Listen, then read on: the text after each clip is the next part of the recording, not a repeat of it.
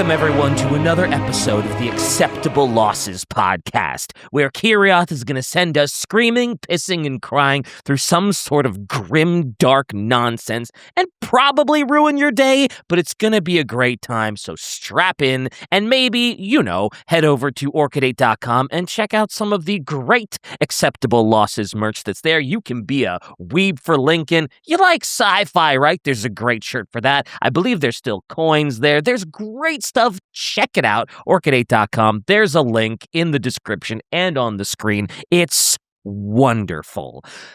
Kirioth, how's the Patreon? Shai's asking why piss hasn't been part of your intro, you disgusting weirdo. I don't know. It's just one of those things. When you're scared, you scream, you piss, you just lose all control. It's just how it goes. I mean, it's a definite, it's recognized. It's a recognized thing to, Is it? To piss yourself in fear? Anyway, the Patreon is great. If you head over to patreon.com/acceptablelosses, you can follow for free if you do that and then redeem the gift that we offer, which is the Threads episode, which is a Patreon exclusive. You can get that. You also get episodes a week early and you get Patreon exclusive episodes. There is a ton of stuff up there. It is absolutely worth checking out. So patreon.com/acceptablelosses. I don't want to say that Patreon I don't want to say that it makes me come. I don't like that, or makes you come, or any. I don't want it to. I don't know. I don't think this is an equivalent thing, Shai. I don't think we're hitting laws of equivalent exchange with, oh my God, I'm so scared I pissed myself, versus the Patreon made me come. Can we aim to just not use the words piss or cum within the first 3 minutes of the recording? Is that an option? Is that something that's allowed? Apparently not. So it is that. Look, it it is that good. It is that good. I just don't want to say it out loud. That's all. It's that good. Everyone, Patreon.com. What a day. I will say I am a little worried about today's episode because I did look at the schedule. Because I was like, every time I wake up on an acceptable loss day, I'm like, let's just make sure I've got the right day, the right time. Check the schedule. It's like, oh, there it is. Kirioth and DK. What are we doing today? Terror. And I was like, oh, Jesus. Oh, boy. Strap in, brother. Is that worrying for some reason? Just a little bit. Well, let's just get into it, and then you'll get a feel for what's going on very, very quickly. Yeah. So, in 1845, two ships, the Terror and the Erebus, departed England in order to confirm the existence of the Northwest Passage, a route through the Arctic Ocean between the Atlantic and Pacific Oceans. Finding and navigating the Northwest Passage wasn't a new venture. In fact, people had been searching for a passable route in that area for centuries. This expedition, led by Sir John Franklin, was just the latest in a long line of people hunting for this elusive route. Arctic exploration had never exactly been an easy thing to pull off, but the expedition led by Franklin would become one of the most horrifying for so many reasons. You could even call it unbearable. Ooh. Anytime it's like joke there. Anytime it's like, oh yeah, it's like these old exploration vessels and they're going on like an Arctic journey.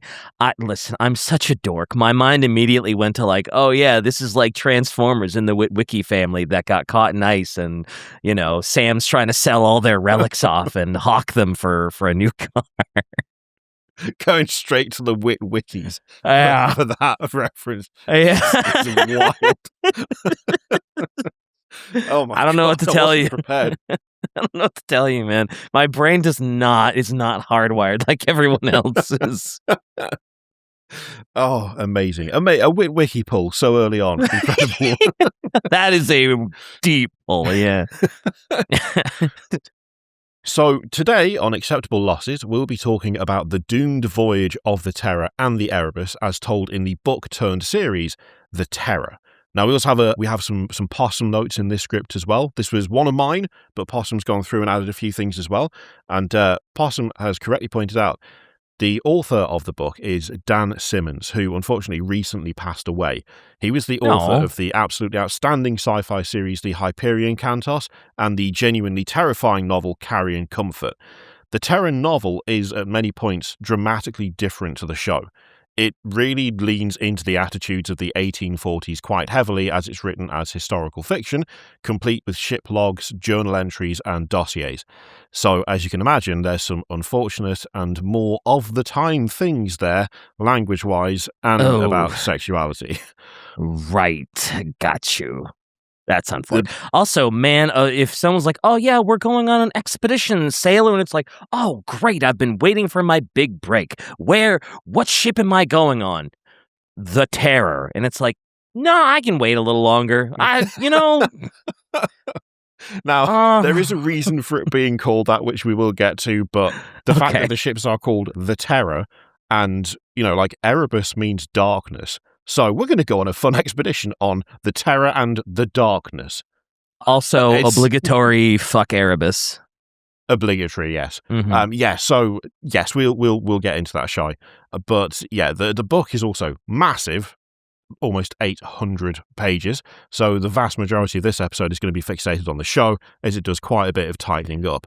But if you're interested in the story, and particularly Crozier, while also being able to handle some of the more problematic aspects of the 1840s, then the book is certainly one to check out. And when it comes to similar stories, the book Last Man Standing is a Crozier biography that is very much in lockstep with the book, whereas the show is more in lockstep with the book James Fitzjames, Mystery Man of the Franklin Expedition, since that character is barely mentioned in the book itself.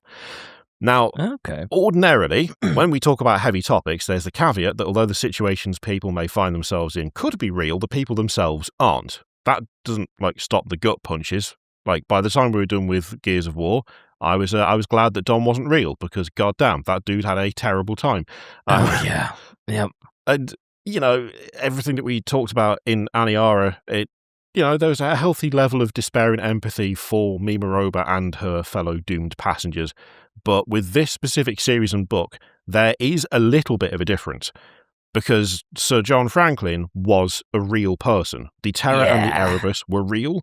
They were real ships, crewed by real men, whose names are listed on the ship's muster rolls, and they went on this very real expedition. And the names used in the show and the book are the names of the crew. So every person that you hear about is someone that existed. They weren't there may be fictional elements to their characters, but they were real people, since it's, for the most part, relatively accurate historical fiction, but with an emphasis on what happened to the expedition in terms of the things that aren't fully known about it. So, the historical parts are already the stuff of nightmares, and that expedition is one of the most harrowing attempts at exploration you can read about. And then someone, in the form of Dan Simmons, went, could we make this worse? Oh, man. Arguably, potentially so. Although sometimes truth is stranger and more deranged than fiction. So sometimes you really don't need to change a whole lot to make it just the worst thing ever. Just retell the story, right? But this time they actively were like, well, you know what? Screw it. Let's make it worse. There's stuff. We will, at points we are going to dip into the historical, mainly because the show, I think, does a really good job of representing the fictional and fantastical side of things, whilst also remaining fairly true to the timeline of the historical events. And it's fun the way it's lined up, and the way the real people and the real stuff informed the fiction, and the way it was integrated. So we'll sort of mention it occasionally, but main focus is the show itself. So the Terror and the Erebus would set sail in 1845 from Greenhithe in Kent, departing on the 19th of May with a crew of 24 officers and 100 men. Both ships were bomb vessels designed and built initially for shore bombardment, hence the name. So, if you're rocking up to bomb someone using mortars from a distance, a ship called the Terror and a ship called the Erebus, they're pretty good names for that purpose. Yeah, okay, that makes sense. So initially, the Terror, not actually an exploration vehicle. It is a shore bombardment craft. It was designed for... Okay, cool. Yes, so the Terror is a Vesuvius class and was built in 1813 and saw action in the War of 1812, which, just as a reminder, went on for 2.5 years, hence the confusing timeline there. Yeah. The first time I read it, I was like, wait, oh yeah, okay, I remember. And it was converted into a polar exploration ship 20 years later. The Erebus was a Heckler class and was constructed in 1826 and refitted for polar exploration around the same time. These refits saw these vessels turned into two of the most technologically advanced ships of their day. Both of them featured a steam engine driving a single-screw propeller, along with their standard sails, along with a large stove connected to central heating, which is massive, in like the 1840s, reinforced bows, and a system of iron wells that allowed the rudders and propellers to be safely stored away. And just as a fun aside, because it's mentioned in the show itself, the steam engines were taken from decommissioned locomotives from the London and Croydon Railway. Captain Fitzjames even comments on the fact that the engine in the Erebus would have at some point taken him from London to Brighton so he could visit his aunt, which is just a nice little moment. Huh, that's kind of cool. The ships had libraries with more than 1,000 books and 3 years' supply of food, including around 8,000 tins, which were produced 7 weeks before the expedition set sail. Now, it should be noted here that provisions and such for a journey like this were meticulously planned out to fit within a certain time frame. It was 3 years' worth of supplies because it was supposed to be a 3-year journey. The nature of these expeditions had little to no nuance at the time, as overpacking could slow the mission down even further. Weight was considered, and the losing of said weight over time, the speed of the ships, and the ability to catch a tailwind. 8,000 tins is enough for 3 years, but if you're having enough food for 3 years packed, 7 weeks isn't a very long time in order to produce that amount of tins. Yeah, that's a tight window. You are working overtime to produce. What did you say? 8,000 cans of tins? 8,000 cans of food in 7 weeks. So you need to produce more than 1,000 cans a week. You had to be real hasty. Basically 2,000 cans, give or take. Maybe like 1,800. Very quick maths, but that's a lot to do in not a lot of time. Unimportant, but what sort of tinned food did they take on voyages like this? Was it just because, when you think of canned food today, it's like, oh yeah, we've got Spam, we've got canned veggies in that weird preservative water stuff. What kind of stuff did they pack back then? Again, not important, so if you don't know, it's not crucial. This whole expedition and just this sort of era of exploration is one of the things that took 6 months of my life at one point, where I just couldn't stop looking into it because it was so interesting. So it's stuff basically things like beef and gravy, vegetables, you'd have fruits and stuff, but it was all it was basically, here's a load of slop with a few chunky bits 8,000 times. Yummers. But it wasn't, to be fair, it wasn't just the tins, they also had salt meats as well, so meats that had been preserved in Spam! Salt, that kind of thing. Sorry. Sorry, I love Spam. There were that's true. Because I've definitely seen. Well, okay, I've seen shows and documentaries where it's oh yeah, they got live chickens running around on board, or maybe I'm just thinking of Moana. There's got one mad deranged that nobody wants to eat, and Moana keeps trying to fatten that thing up. But yeah, I feel like I've definitely seen livestock taken on vessels, whether it was cattle. Cattle seems like it would be too heavy, but maybe a smaller pig, poultry, and stuff like that, right? Yeah, for the earlier day or earlier weeks of journey, stuff like that, they would have something that's live and then slaughter it on the way. Yeah. That kind of thing was pretty common as well. But yeah, they would stop for fresh water in Scotland, then sail to Greenland over the course of 30 days. The last time the two ships would be seen by Europeans, at least, would be in July of 1845. 2 whaling vessels encountered the expedition waiting for good conditions to cross to Lancaster Sound, an entrance to the now mapped out but at the time undiscovered Northwest Passage. Now, in the real world, the 2 ships would halt for the winter just off a place called Beechey Island. They spent the winter of 1845 to 1846 in the ice there, then moved on once it had thawed. From there, they travelled down Peel Sound, and this is essentially where the series begins. Technically, the series begins in 1850, but we'll get back to that. Mm-hmm. In 1846, the Terror and the Erebus would be 16 months into their expedition, and already things would be going wrong. A young man called David Young, holding the rank of ship's boy, which is someone who waits on the officers of a ship, would fall deathly ill. In the same time frame, the Erebus found its propeller jammed by an ice blockage. As a result, a seaman by the name of William Orrin fell overboard into the freezing Arctic and drowned at the impact of it. Oh, at the impact! I thought you were going to say he was trying to clear up the ice blockage, but it just stopped him so hard he fell overboard and drowned. He was in the rigging, and when the ice got caught, it made the ship shake, and he lost his footing, and down he went. Woof! A genuine shock way to go. Just minding your own business, and then overboard into freezing, water. Oh yeah, I'm sure. Away. I'm sure that even if you survive the impact, that water is so cold your whole system gets shocked, and just within seconds you can't do anything, and you just yeah. It's rough. It happens so quick in the show as well. It's like you blink and you miss it, to the point where I think it's done really well, because everyone's like, man overboard, and he's just gone straight away. Just nothing. Yeah. There's no time to react. That water's got to be colder than the Titanic, right? When the Titanic sank, water very cold. This is probably colder, right?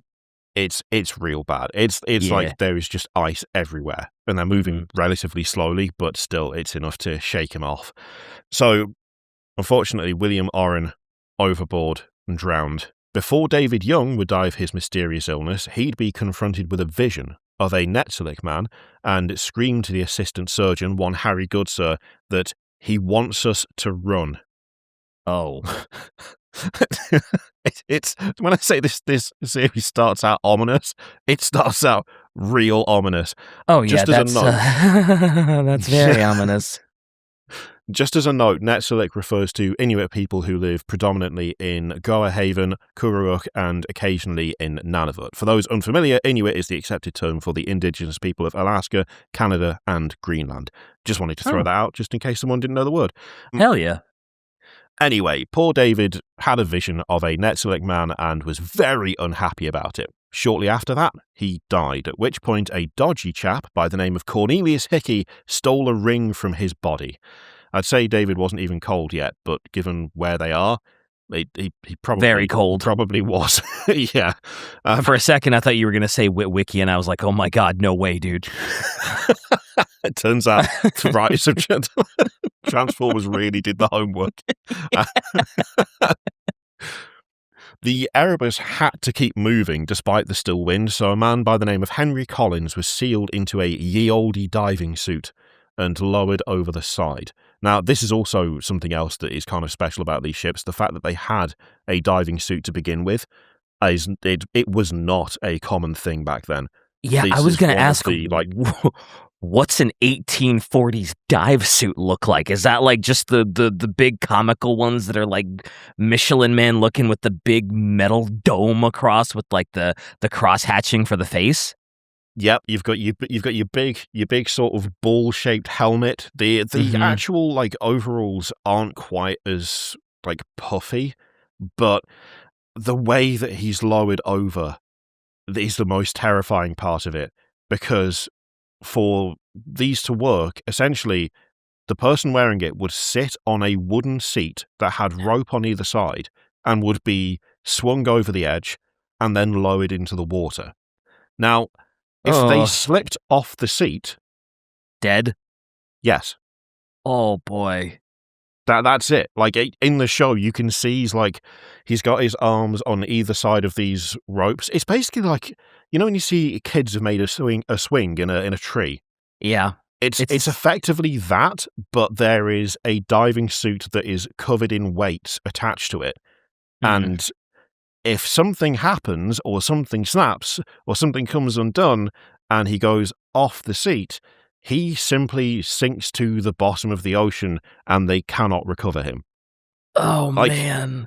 Well, oh, so, because I was gonna ask, like, is it just the suit that's full of air? Like, how exactly does the dive suit work in the 1840s? Because obviously you don't have scuba. There is, like, it looks like there might be, like, a little oxygen tube yeah. Can you attached to see the that tube? one? Yeah. That goes up and over the side of the ship, and they pump air Oh, in they're and just out. pumping it. Okay, and that's Yeah. obviously you can't pull them up with that, because I imagine if you start pulling on that, it just comes free, and then Yep. you're just double Dutch fucked anyway. Oh, man. Yep. Yep.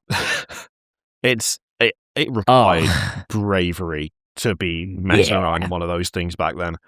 Or just a uncommonly large disregard for your own safety and life. that too.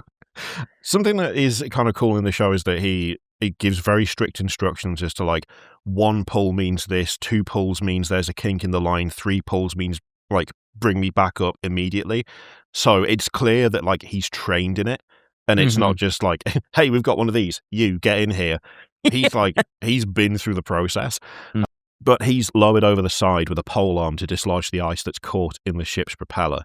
And what follows is one of the most tense, concerning bits of TV I've ever watched, and I'm actually not joking.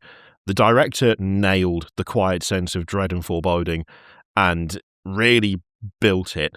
The soundtrack as well is incredible. From the moment Collins is lowered down to the moment he's brought back up, having seen the floating corpse of his friend, William Oh. Orrin, reaching out to him, it's an absolute masterclass. It's so good. So yeah, he is down there trying to free the ice from the propeller. He turns and sees the drowned sailor, literally arms out, reaching towards him, floating in his direction. It's so creepy. Oh, man. And it's not like this is a zombie thing. It's just, bad luck that you happen to be passing by the floating corpse. And it does look like it's reaching out to you. This isn't like a zombie thing, right? No, it's also It's not bad even luck. clear that he's there. Something that is fairly frequently reported is hallucinations from Arctic divers, especially around that sort of time frame. So Yeesh. he could have just been freaking the hell out, and that's what he saw. Either way, I will link you the scene, like, when we're done. It's really, really well done, but it's not what you want when you're trying to free the propeller. He does do it, though. He manages it, and the voyage could continue. But the ships, like, the conditions around the two ships were worsening. Captain Francis Crozier would urge Sir John Franklin to only take the Terror east to weather the oncoming winter, but Franklin would ignore his advice and press on, safe in the knowledge that the two ships were close to the passage. Yeah, in hindsight, not the call, as it turns out. It seems like a lot of tragic seafaring voyages go astray when someone's like, hey, probably a bad idea to go full force this way. Let's go around. It might take a little longer, but it's safer. Guaranteed we'll get there. No big deal. And the captain like, nah, fuck that. I'm the captain. I've been at sea. I know what my ship is capable of. We're bearing forward, baby. And then, oops, iceberg. Yeah, there's. I mean, we'll get into it, but it's worth noting at this stage that Franklin was a deeply devout man, and from what I gather, it's not just in the show. It's also something that he was very, like, evangelical in reality as well. He had an unshakable faith in God, and in the show and book, at least, there are moments where it seems as though he's making his command decisions based on faith rather than listening to the advice of his officers. Something which feels especially egregious in hindsight, since his second in command, Captain Crozier, had already been on 3 expeditions to the Arctic, led by a man called Captain William Edward Parry. Like, that's not to say that Sir Franklin was completely inexperienced in Arctic exploration. He himself had led 2 overland expeditions along the Canadian Arctic coast, one of which went so badly that it nearly led to the death of all of his men, with only 9 of the original 20 surviving, and it earned him the nickname the man who ate his boots, because he and his crew were reduced to eating lichen and cutting the leather from their footwear to survive. Yikes. That is... oof. I can't imagine being so desperate. It's like, you know what? Yeah, let's start cutting the leather off our boots and nom-nomming. I mean, you got to do what you got to do to survive, but it's like, holy... Like, say I was starving, that wouldn't even cross my mind to start eating my boots. Yeah, you've got to be in a really bad position for that to be the option to take. Like oh god. Also, there was a small part of me that you were like, oh, he's so evangelical and he's so faithful, which is funny because his co-captain, I was really hoping you were going to say, is an atheist, and I was like, oh, this is very much in the you're Catholic. Everyone's Catholic. Yeah, I was going to say 1840s. Who's going to admit to being an atheist without getting shanked or something, right? There is a lot of like evangelical beliefs that drove many of the expeditions in the Arctic as well. Mm-hmm. So it's sort of maybe not a given, but the vast majority are they're in literally and figuratively the same boat. Nice. Very good. Very good. Very good. I thought of it, and then I was like, "Do I say this out loud?" I don't know if I should.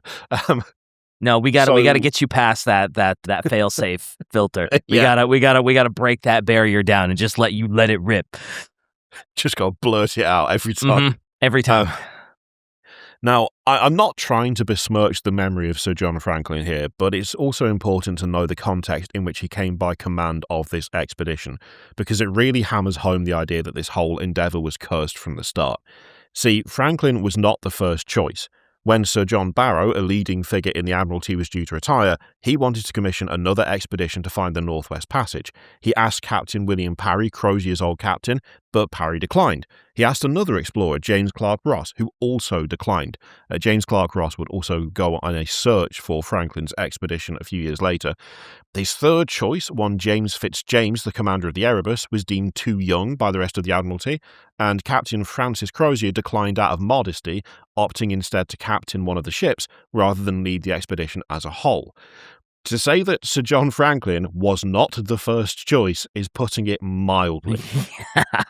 And I guess if you're a man of faith, you're like, well, obviously God ordained it. There were so many choices ahead of me. I was like 10th in line. But hey, if everybody else declined or chose something else and it came to me, oh, God has spoken, right?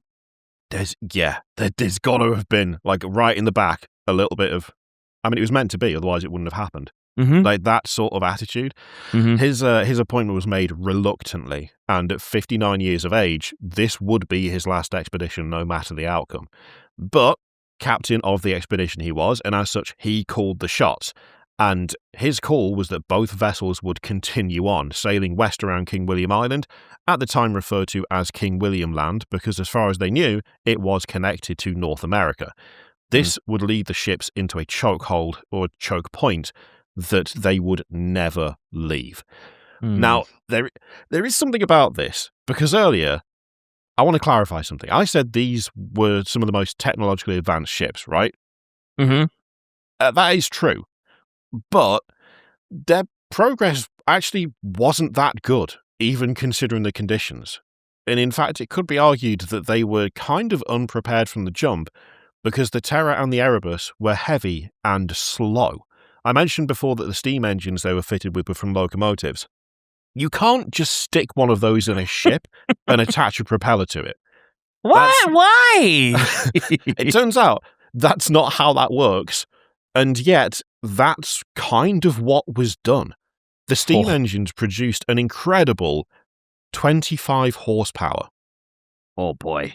I mean, hey, in 1840, that's probably a lot of horsepower. Like, I know all of us here in 2026 are like, what? Like, that's the speed limit on a school zone. What are you talking about, brother? And it's like, well, it's the 1840s. What if I told you that the steam tender that towed one of the ships up to Scotland was designed from the ground up to have a steam engine, and its steam engine produced 225 horsepower? I would not believe you. Well, no, I guess I would, because you said that was like more or less a tugboat, right? It was designed to have a a maritime steam engine. It was designed for ships. It was built specifically for, usage on the water, which these two steam locomotives just weren't. Oh, right. Because it's they just took a literally locomotive engine. They didn't make a boat engine. They just took a locomotive engine and strapped it in there. And oh my God, that's the blue. Okay. I don't know what exactly I was expecting when you said that. Like, a part of me was like, oh yeah, they just took I don't know, they just took this like square maybe the engine. or something. Yeah, they took the engine block or something only, and you just, you halt. I did not expect the fuselage of a train to just be bolted into the ship.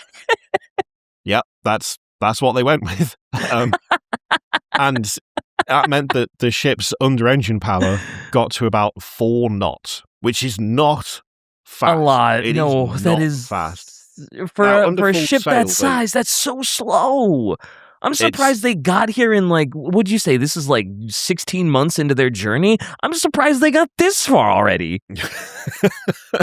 Now, to be fair, under full sail, they could go faster, but the engines were also heavy as hell, which increased the overall weight of the ships. Yeah, because you've got a train on board.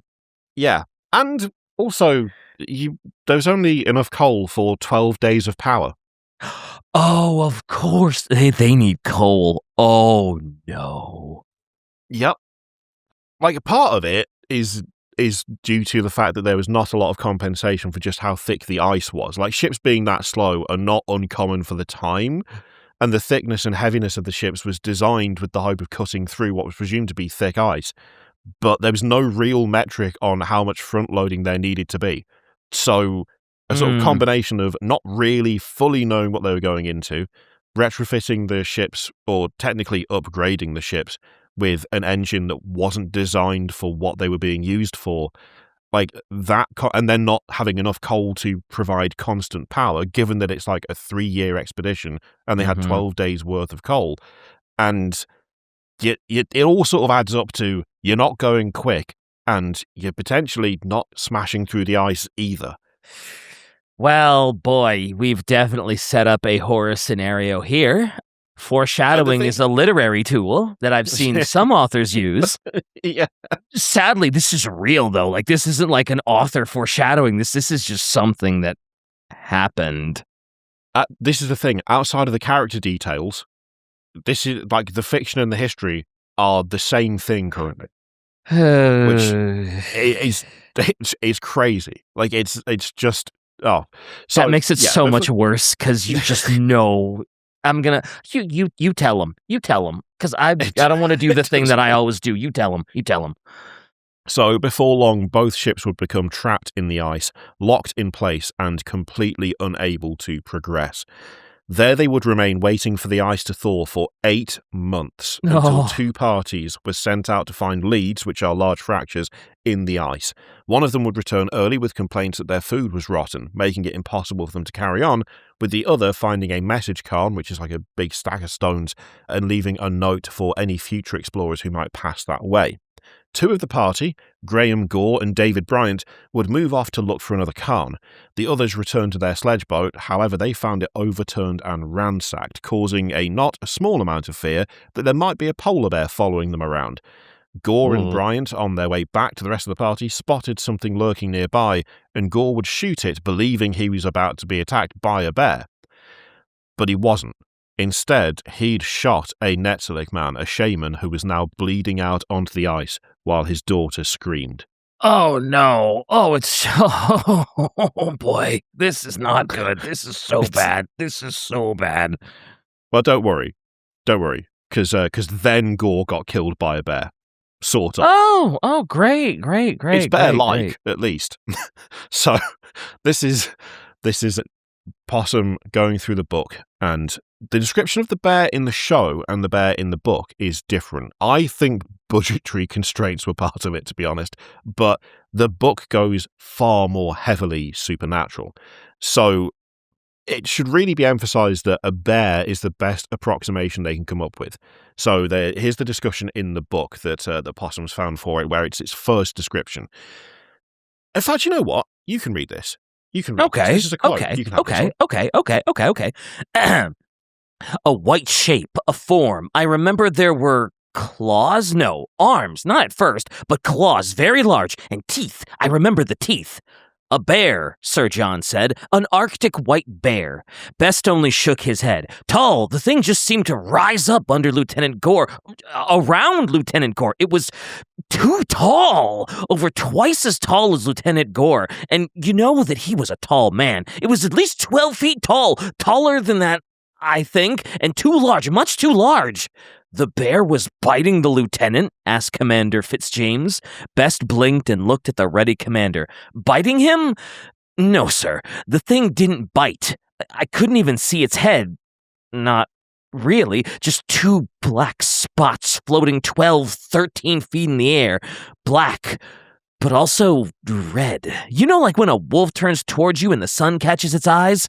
The snapping and crunching was from Lieutenant Gore's ribs and chest and arms and bones breaking. Why, that's awful. Why, that's just awful. That's just terrible. So it's not a bear, just some sort of horrific monstrosity that might be a bear. Yeah, sort of bear-like. Yeah. I don't like the TV show version because the way it's described makes it almost seem like, I don't know how to describe it. It almost makes it seem like, yeah, there's a mystery. There's like this almost, I don't want to say ethereal nature to it, but there's just this completely like unknown hulking beast thing. And like your mind just has no way to approximate it. And like for a while I was like, oh, it's just like a cloud of darkness. You're absolutely right. The emphasis in the book is a lot closer to that sort of like ethereal, unknowable. Yeah. Just to be on the edge of understanding. It leans much more heavily in that direction. But for the show, they went more. Here's a really big bear with a weird face. Yeah, it looks like a mutated bear or something. Mm-hmm. Yeah. That looks like some Annihilation shit. The concept art, yeah, that really does. I've not seen that before. That's really. Oh my god. I'm assuming I'm assuming there was just no way that they could do that. Like maybe like a budget. Did we mention budget restraints for the show being the cause of like why they did that instead of maybe the. That's my sort of assumption. To be fair, it could also be that the show was aiming for something like relatively more grounded. The show feeds more into the, like, when things go bad for the expedition, it feels like the show leans harder on the historical side of things than the book did. So it could also be that there is an air of trying to maintain a certain realism to a point that they were going for. But, yeah, and not necessarily like trying to make a horror show out of it. I mean, it's definitely a horror, but I think right, but they don't want to go like full on like a mutated, impossible bear. They want to actually like, oh yeah, it's probably just like a hairless bear, a very rare hairless bear or something. They didn't know what it was, you know.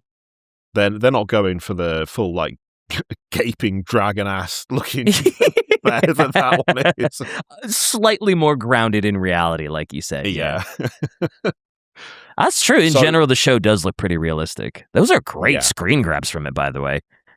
It's such a well done show. Like the whole feel of it and the way they've shot it, it's good. It's real good. So, with the result of the shaman bleeding out, the party hurried the shaman and his daughter back to the ship, where Mr. Goodsir, the assistant surgeon, would attempt to help him. The daughter screamed that the man needed to die outside on the ice, but he would instead pass away in the depths of the Terror. Goodsir couldn't help but notice that the man had no tongue. It had been deliberately removed at some point. The daughter, faced with the death of her father at the hands of these strangers, declared that she needed to control the tongue back and that the ships had to leave or they would all disappear. Like, although it's not really like, it's not clear what it really is at this moment in time. We should sort of really point out that the name of this thing implies that whatever this creature is, like, she knows what it is, and it's not a bear. Like, yeah, it's there's a lot of panic from her. Something tells me they don't listen to her because, well, you know what? Stop. Go ahead, Kirioth.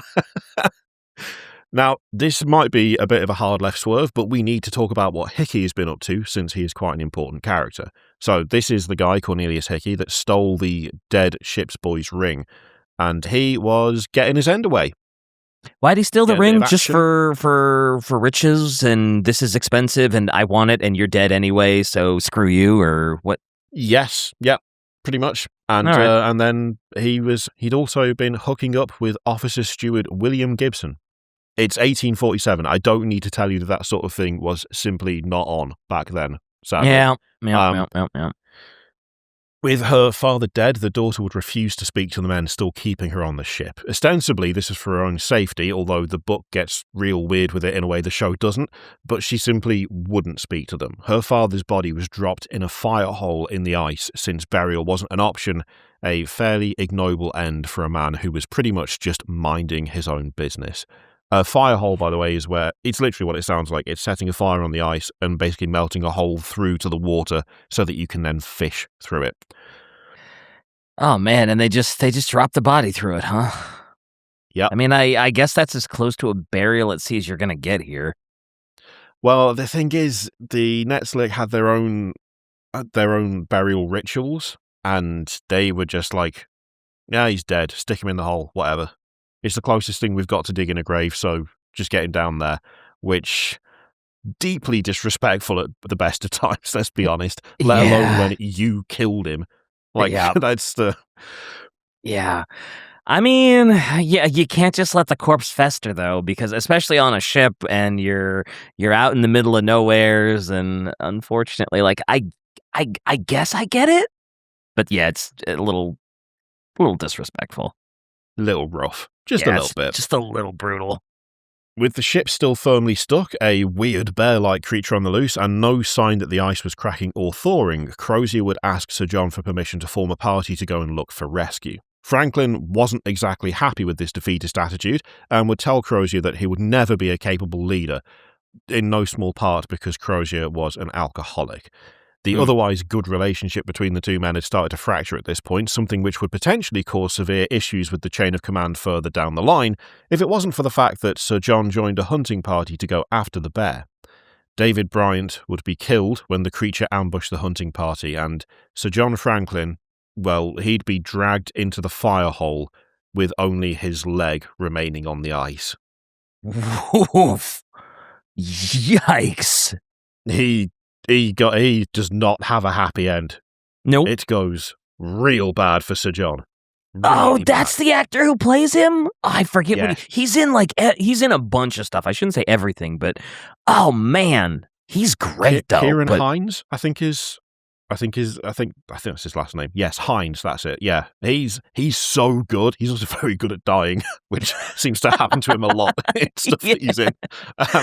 I feel like he does have that look of like sort of your smarmy, backhanded second in command, or like an old grizzled veteran who has never really made the best decisions, but it's like, oh, he's a grizzled veteran, you got to respect him. And yeah, he seems like that guy that's always gonna, like, you're just waiting for him to get his comeuppance a little bit. The thing is, in the show, he's really nice to his men. Like, he loves his crews. No, don't say that. He's just bad at making decisions, which is really unfortunate, because he's in a position, or was in a position, where his decisions are like the life or death of everybody on board.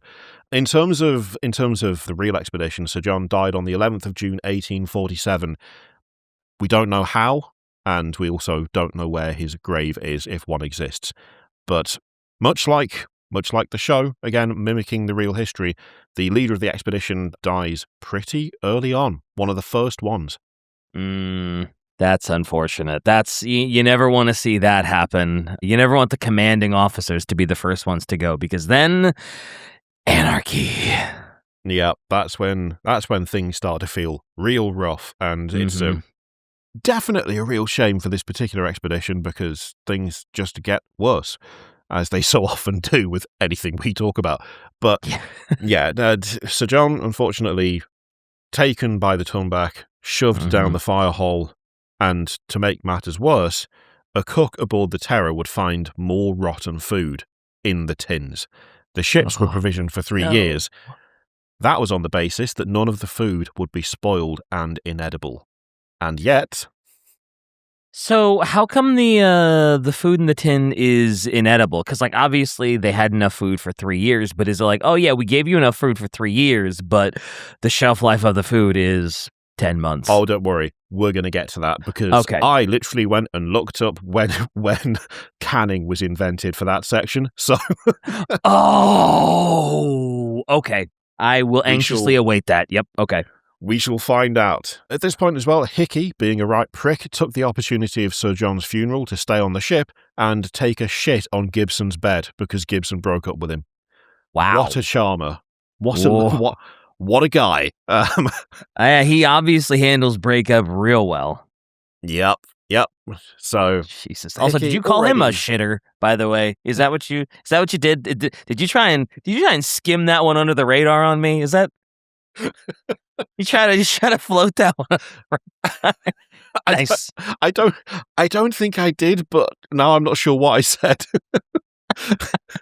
I mean, he was a proper shitter. You're not wrong. He really was. Absolutely. He was about that life. You're right. Legitimately. You can't argue with it. The facts are right there. They're right there. It's on camera. Wait. It's on the bed. Now, with Crozier now in command of the expedition, a party led by a man called Lieutenant Fairholme was dispatched to look for rescue. Since Sir John was now gone and there was nothing to stop Crozier from dispatching someone to maybe get a bit of help on the go since they'd been stuck there for so long. Back home, the lack of contact or news from the expedition was starting to worry Lady Jane Franklin, Sir John's wife. The ships had been gone for 2 years at this point, and there was growing concern, despite the Admiralty stating that there was no reason to be alarmed. Imagine being that wrong. Wow. Imagine being so wrong. Meanwhile, this is the thing. Meanwhile, he's already dead. Like, wild. Hooray, everything's going fine. I wonder how he's doing right now. Like, I just imagine there's like one shot of her reading this letter being like, yay, everything's going so well, hooray. And then jump cut to just a rotting corpse in the fire hole.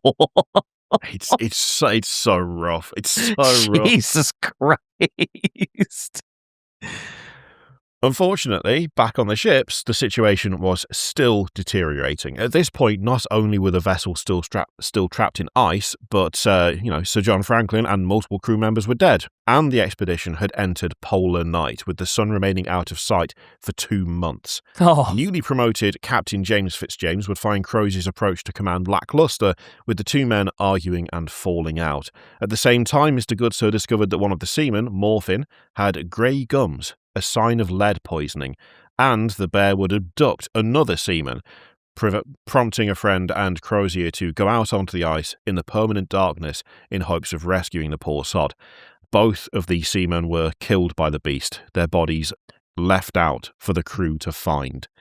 Not the behaviour of a predator eating. Yeah, that is not the behavior of something in the cold that is just hungry. That's not good. Also, Shai said, "Good news, DK. No rot in there. Of course. The cold ice would more or less mummify them, wouldn't it? And preserve their bodies. Yucky. Well, it's less yucky than, decomposing, rotting corpses with maggots, I guess." Yeah, Either way, look at them, they just died. Yes, yeah. Yuck. Now, at this point, Hickey had seen enough. He knew that the daughter, now known as Lady Silence for her refusal to speak, had something to do with the creature that kept attacking them. He got a few men together and abducted her from the camp she'd set up close to the ships. Crozier was disgusted by this and would apologise to her, ordering Hickey's two accomplices, Manson and Hartnell, to be lashed. Hickey did not accept Crozier's authority on the matter, and so he was lashed as a boy, which means across the arse. Oh, that's all right. I guess. Jesus. Is that just because it's more? I mean, I guess no matter how you get lashed, it's bad. But like, is that just adding a little extra salt to the wound that you're being lashed like a boy? Yep. More humiliating, and the pain is worse, not least because it lasts longer because you can't lie down or sit down. You are trying to sleep in a hammock, which, there's only really one position you can go for one of those to be comfortable, and you can't. So, yeah, it's bad. You probably feel sorry for him, but don't. We'll get to why, don't worry. But, okie dokie! Don't be sitting there going, oh, poor guy. Don't worry about him. It's all fine. Right. Cool, fuck this guy. With Lady Silence back on the ship, Mr. Goodsir tried to learn her language while teaching her his. This was partly down to the now-in-command Captain Crozier's desire to learn what the fuck this giant nightmare bear was about, which totally reasonable, I think. Yeah, absolutely reasonable. Yep. It should be noted, though, that Crozier, unfortunately, was not dealing with his shift in responsibilities all that well. His drinking had worsened, and in order to maintain the level of drunkenness he was accustomed to, he'd had some of the whiskey from the Erebus moved over to the Terror, causing additional friction between him and Fitzjames, the now captain of the Erebus. This tension would catch the interest of Hickey, who was still suffering from the lashing he'd received and was feeling doubly betrayed by Crozier at this stage. After all, Hickey had at one point been invited to share a drink with the captain. He took this as a sign of favour. In reality, it was just an excuse for Crozier to have a drink at a time that would otherwise be frowned upon. Yeah, that's an alcoholic, all right. Yep. In order to try and get a finger on the pulse of the officers, Hickey would approach Gibson, giving him the ring he'd stolen from Young well over a year ago, with instructions to let Hickey know if there were any signs of dissent. Gibson unfortunately took this as a sign of Hickey feeling sorry and did exactly that. Eventually, Crozier would lose his patience with Lady Silence and demand to know what the Tumback actually was, and more importantly to him, how to kill it. She refused to answer his questions, and in a rage he would have her ejected from the ships, something that was interrupted by Fitzjames wanting to know where the fuck his whiskey went. Bad news, brother. It's gone.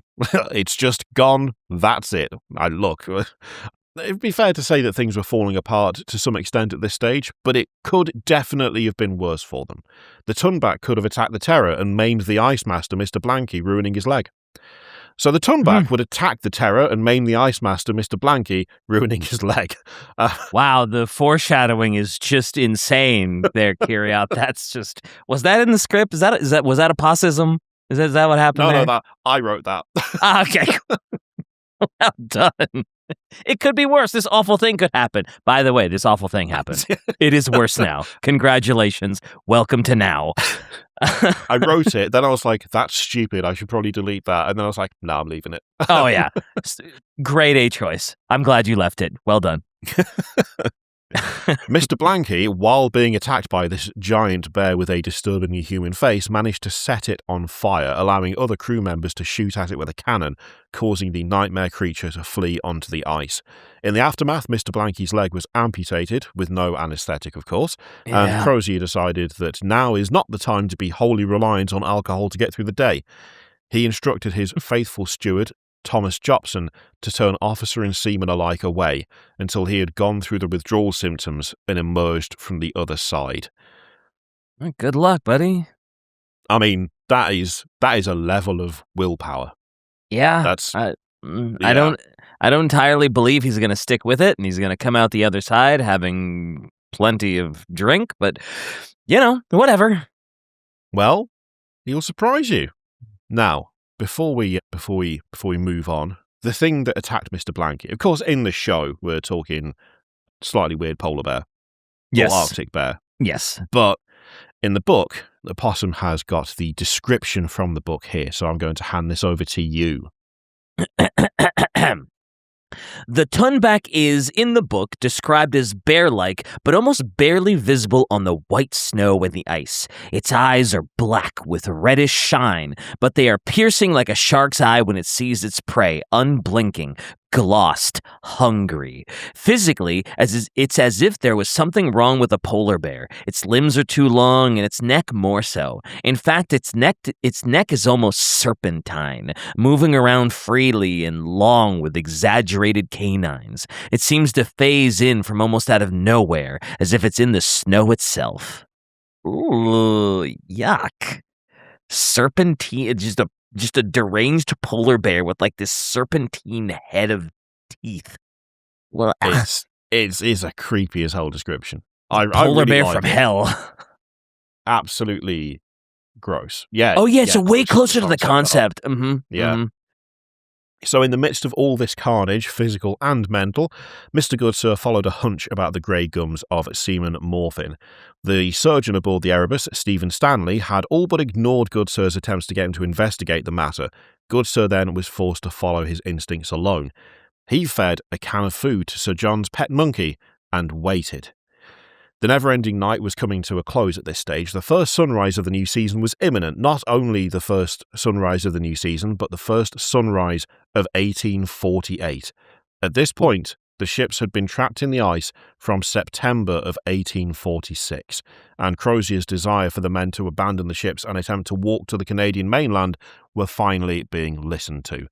The distance of this desperate march would be 250 miles across sea ice and harsh rock just to reach the mainland, let alone an outpost of any kind. A 250-mile walk is crazy. But I mean, obviously ain't nothing going doing at your ships, and you gotta do something. I was about to ask how long that walk would take. Why don't you tell me, Kirioth? Well, before embarking on this huge journey, Mr. Blanky, now recovered from the amputation of his leg and having been furnished with a wooden one, suggested that Captain Fitzjames should hold a carnival to celebrate the first sunrise of 1848, boosting the morale of the crews and injecting some much-needed levity into what had so far been a truly disastrous expedition. An expedition that was still going from bad to worse. Fitzjames had asked to speak to Blanky specifically, as Blanky had been in a position very similar to this once before. And again, this is wild because this is true. Being stranded, not losing a leg, by the way. Wow, no kidding. Just in case. Blanky had been first mate aboard the Victory, a ship captained by Sir John Ross. The Victory was undertaking an Arctic expedition and left London in 1829.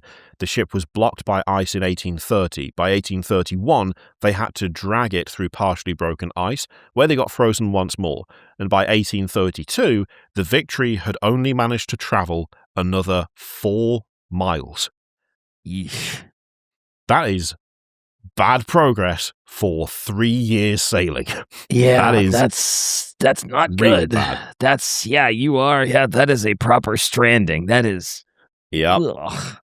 Food was running out, so the ship was abandoned, and the crew had to walk to Fury Beach, some 200 miles away. I'm cutting a lot out here. It was a whole thing. It's basically a Patreon episode in and of itself if we wanted to do it. But the upside is they were rescued in 1833. Blanky was present for all of this.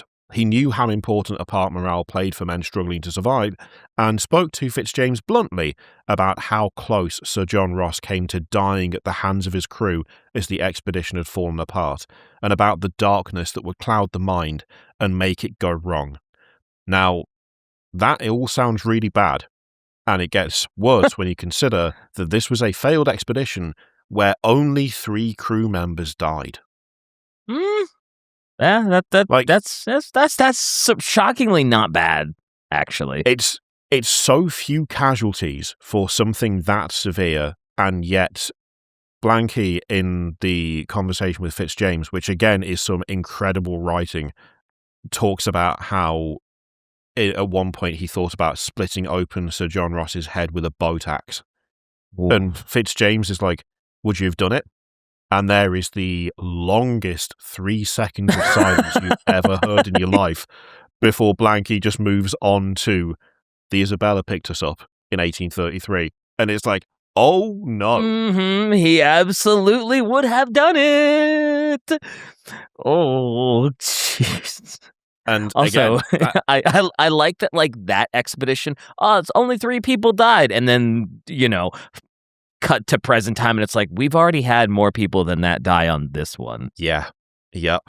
And things were mentally dark for that crew of the Victory, and yet the Terror and the Erebus have already had to deal with worse, more loss. And it's could be real bad if you don't get that morale back up. You can say that there'll be a price for it later, but you have to do it now, or nothing is going to happen. Like you've got to raise their spirits. Oh man, I mean, it is a good idea, but at this point, I'm not sure how exactly you raise their spirits. Because even if you hold like a carnival, a festival, or whatever, like, what are you even gonna like? You don't have any food. A lot of it's spoiled. Like, what are you gonna pin the tail on the fucking donkey? Like, what? Now, to be fair, at this point, most of the crew don't know that the food is spoiled. Oh no! Yeah, let's get to the carnival, shall we? All right, yeah. Tell me about the carnival. Oh, jeez. Having mentioned that, aboard the Terror and the Erebus, there were also unexplained health problems with the crew, a lot of them physical, but the mental health of those aboard the ships was deteriorating as well, and things would continue to get worse, not least because Goodsir's experiment of feeding the monkey would yield horrifying results. Jacko, Sir John's pet monkey, would become violent and then die. Great! Having eaten from the tins of food. When Goodsir took this information to the ship's surgeon, it would be dismissed out of hand, or so it seemed. But, with the tents put up, costumes and musical instruments handed out, and casks of rum rolled out, the carnival had begun. The crews were enjoying themselves. Even Captain Crozier recovered from his alcohol withdrawal. He saw it out. He didn't have another drop. Sober. Oh, well, good for him. Impressive. Yeah, that is actually impressive that he just went cold turkey and, dealt with it. That's crazy. He needed to lock the fuck in, and that's precisely what he did. Oh, based. So he would join them, and so would Lady Silence. Her mouth full of blood, her tongue missing, she would return to the ship's mute, having performed a ritual to regain control of the tongue back. The ship's surgeon, Stephen Stanley, would join the carnival late. Doused in oil, he set himself on fire, having laced up the entrance to the largest tent, and burned that too, having finally snapped after the long winter and the horrors of the creature that had been stalking the ships. Oh boy, that's, ladies and gentlemen, this is not part of tonight's entertainment. No, it's bad. It's so bad. So the carnival has the opposite effect, I'm assuming. I mean, it seemed like it was going so well, and then, self-immolation. Literally gone up in flames. Perhaps the knowledge that the crew's food was slowly killing them too was simply too much to bear. Yeah, but they didn't know that, right? Well, the ship's surgeon, who is the one who set himself on fire, he was told that by Goodsir. So it might be that was the thing that pushed him over the edge. Right. But the rest of the crew doesn't know still. They're still unknown. It's not like he was like, everyone, the ship's food is spoiled and rotten, and then light himself on fire. No, he just did it in total silence, which is in some ways eerie. Worse. That's not good. That's very bad. Don't like that. Funnily enough, his actions caused mass panic, and in the rush of trying to get the tent open, one Cornelius Hickey, because it's always Cornelius Hickey, brought out his knife and sliced through the canvas. Unfortunately, on the other side of the canvas was an assistant surgeon who was attempting to open the tent, and the knife penetrated through his stomach. Oh my god, there's no fucking way, dude. There's no fucking way. So with 2 of the ship's surgeons dead, Oh good my sir was left God. alone to care for the health of the crews. Holy shit.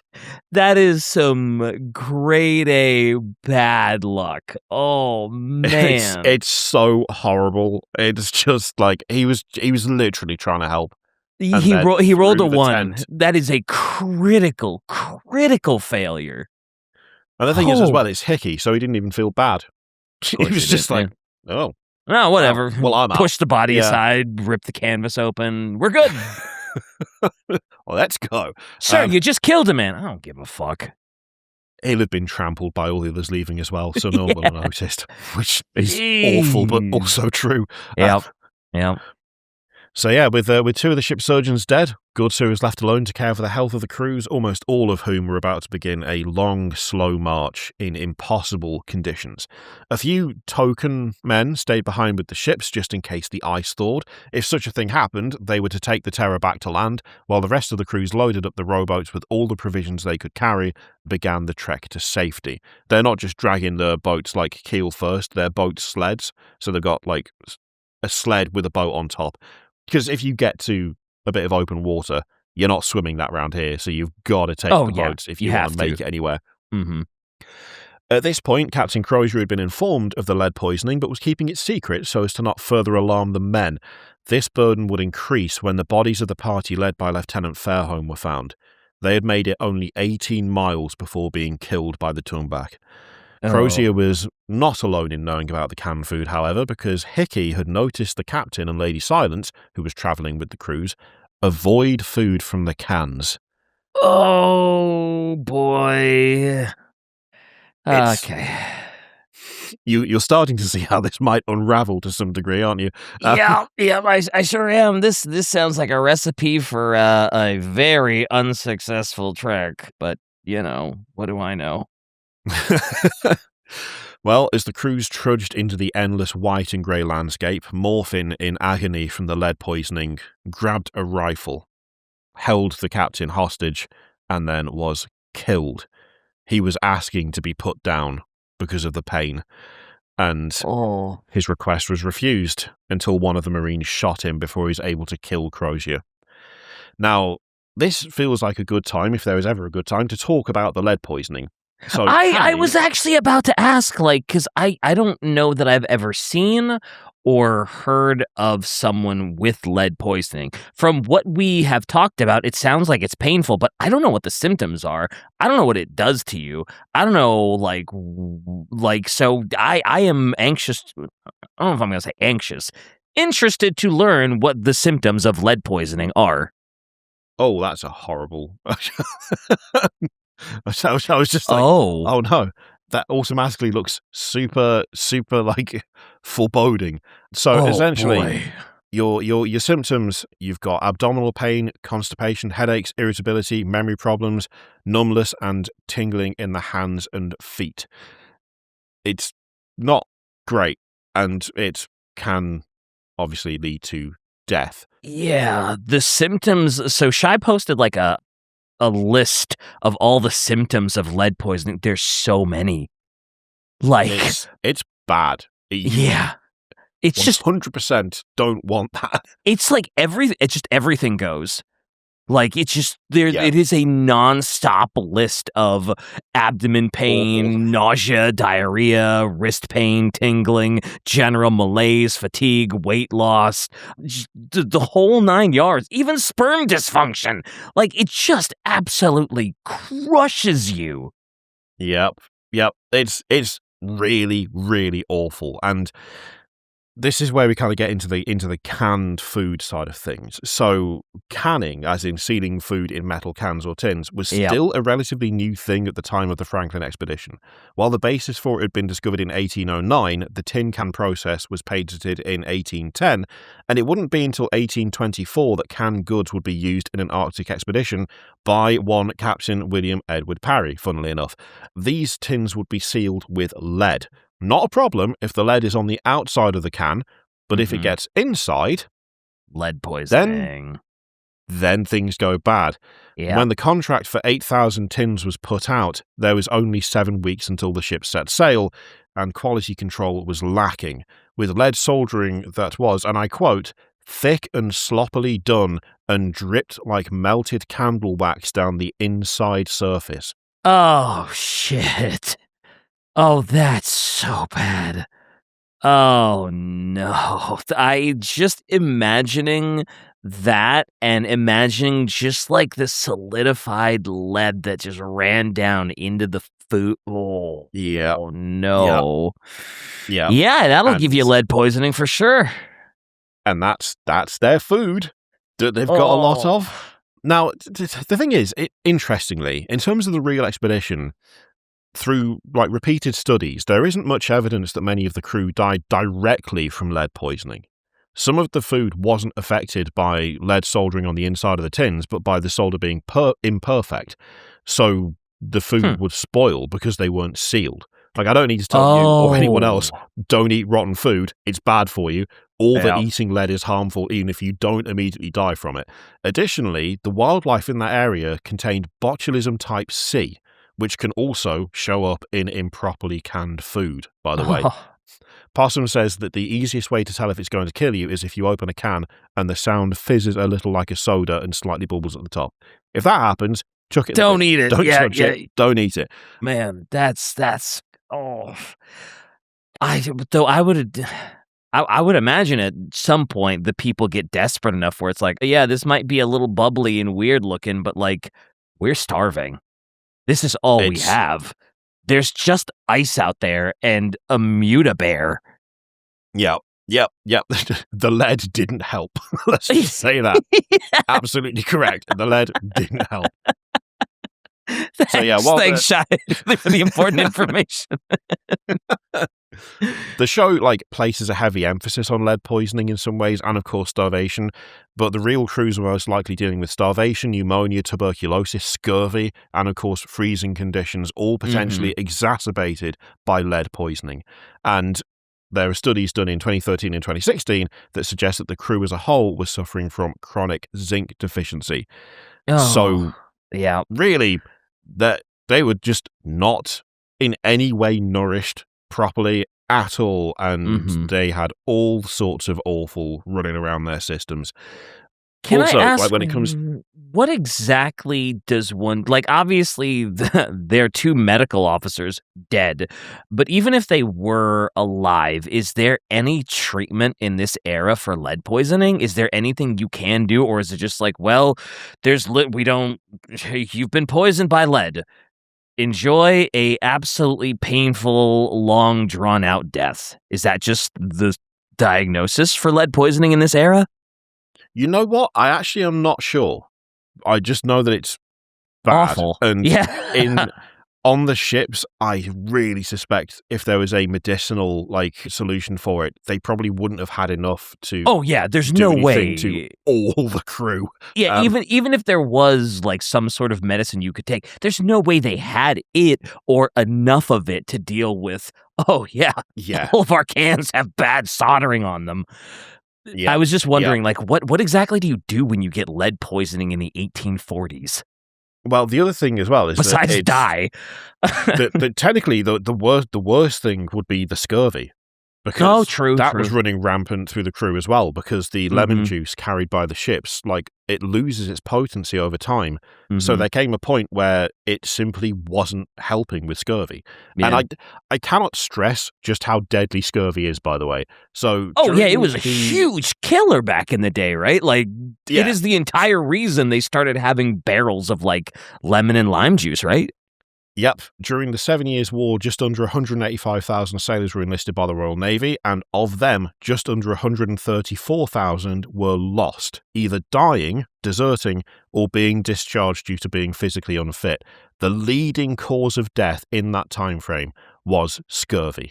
In terms of your proportions, that is absolutely horrific. 134,000 out of 185,000 were lost, and a good chunk of them were scurvy. That is mental. Oh, yeah. Also, Shai says she Googled it, and in 1840s, treatments were largely aimed at managing acute symptoms rather than removing lead from the tissues. Oh, so you're just trying to deal with the symptoms as they pop up, huh? Yep. Oh, Yep. that sucks. I mean, I know it's the 1840s where it's like, minor infection could probably kill you, but oh man, that Awful. sucks. Just all round awful. When the That and diagnosis scurvy? is just God damn. deal with the stuff as it pops up, it's like, oh, and then yes, scurvy as well. It's like, oh no. So, I mean, even without the drama of the giant bear creature or the scheming of Hickey, this is a fucking nightmare. But we do have that drama on top. So, Morphin had been killed. In a moment of agony, he'd grabbed a rifle and been shot before he could harm anyone, all from the lead poisoning gained from the food that should have kept him alive. The man who shot him, Sergeant Tozer, informed Hickey of Lieutenant Fairholme's party being found dead, and Hickey, already holding a healthy dislike for Captain Crozier, began recruiting men for a mutiny. Now, with the canned food being all but inedible, Crozier sent out regular hunting parties looking for game. Seals, seagulls, whatever they could get their hands on. The crew was starving and malnourished. Hickey was part of one of these hunting parties, led by one Lieutenant Irving. Irving, Hickey, and a man called Thomas Farr came across some Netzerlich.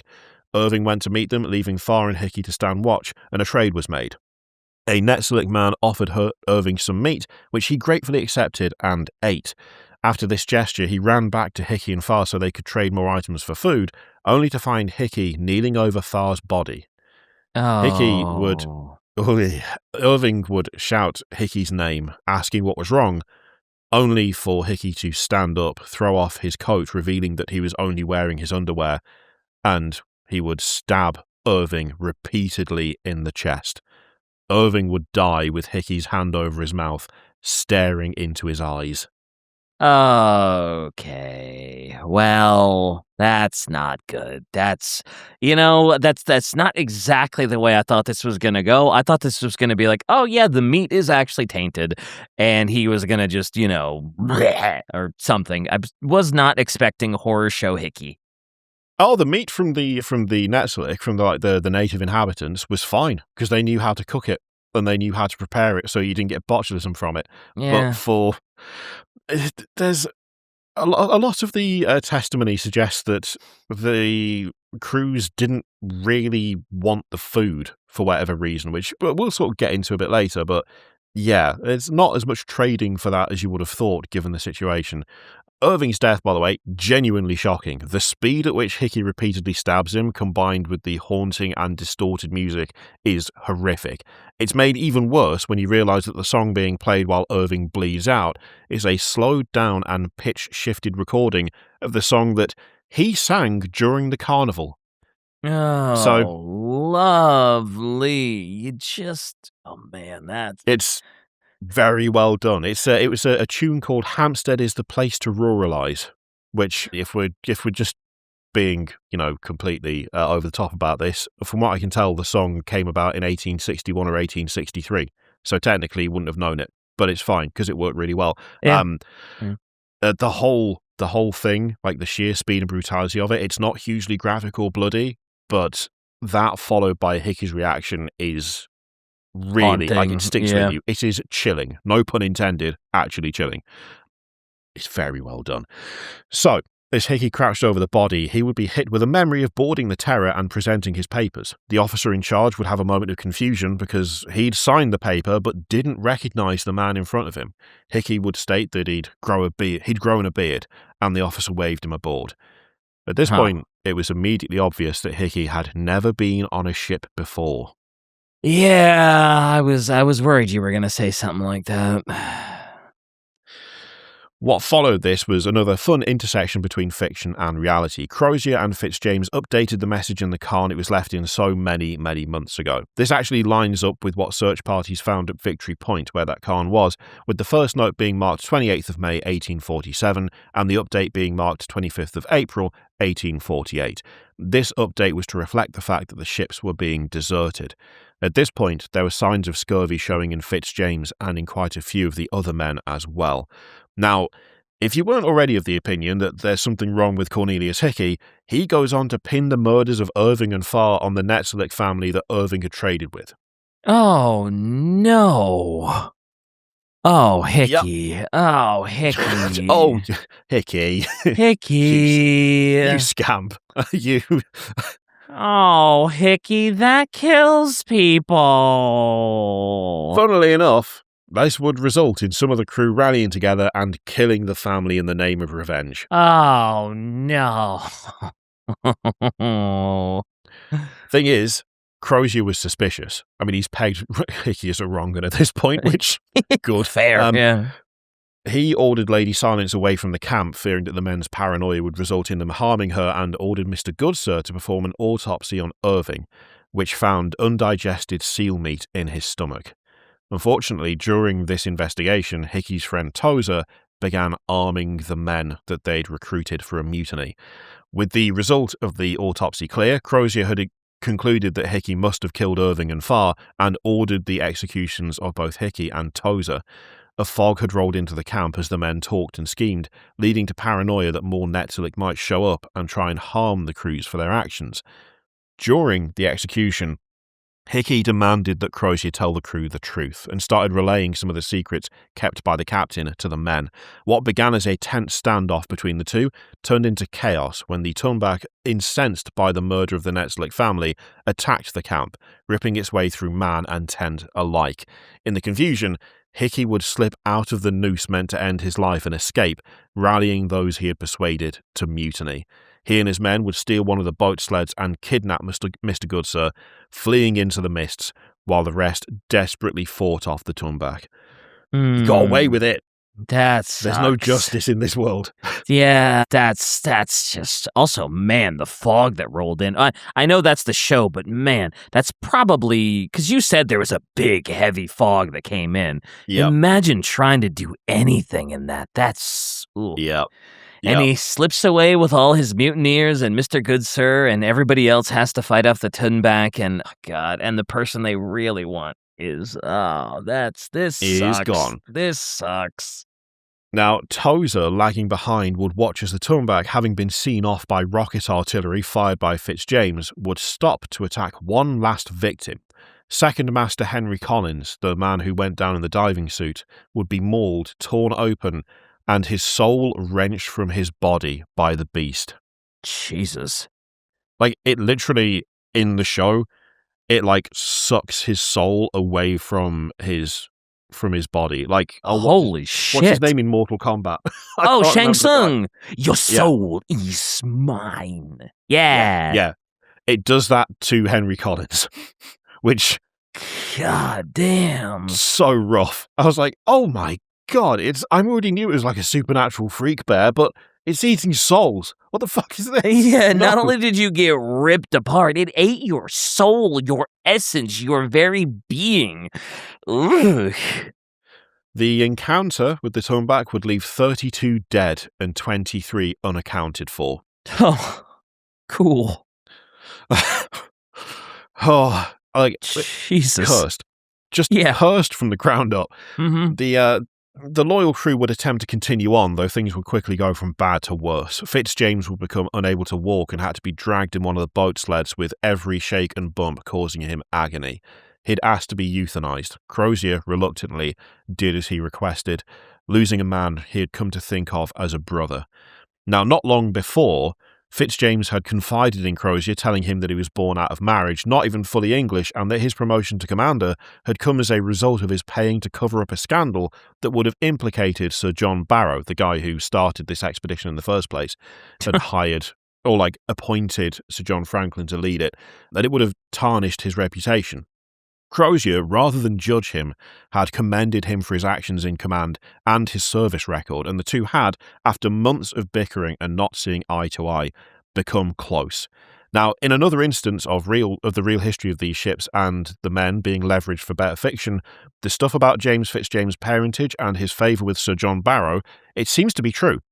So, Sir George Barrow, Sir John's son, met Fitzjames during the First Opium War, with Fitzjames appearing to pay someone off. From that point on, Sir John Barrow used whatever opportunity he could to promote Fitzjames. His life and career, as alluded to in the series, was extremely impressive, which makes his fate all the more sad. But the bits that are mentioned do correspond with what we know of him from historical records. Cool. I mean, it's just all... It's a horrible way to learn about someone who seemed to be extremely interesting. Yes, but, seems, yeah. I mean, it's just like, oh, great. This is his fate, though. And it's like, oh, man. Also, imagine walking all that way, pulling those boat sleds. Like, God, that sucks, dude. How far have they traveled thus far? They have not got that far. They're not doing well. I mean, they're riddled with scurvy, lead poisoning, pneumonia, tuberculosis.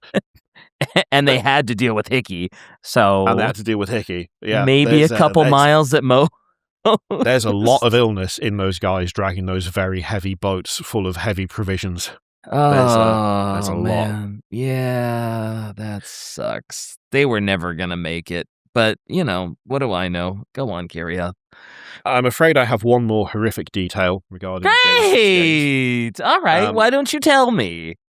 In the series, as we just mentioned, he'll be euthanized by Captain Crozier. In the real world, he died in May or June of 1848, and based on the cut marks on his bones, was cannibalized by surviving crew members. Okay. Well, I mean, I guess you gotta do what you gotta do to survive. And you've got lead poisoning and scurvy and no good food to eat, and you're pushing these things. Things are bad. Yeah, that's one of those unfortunate situations where it's just like, well, under normal circumstances, I would never dream of doing this, but he's dead. I'm not. I'm gonna do what I gotta do. Yep.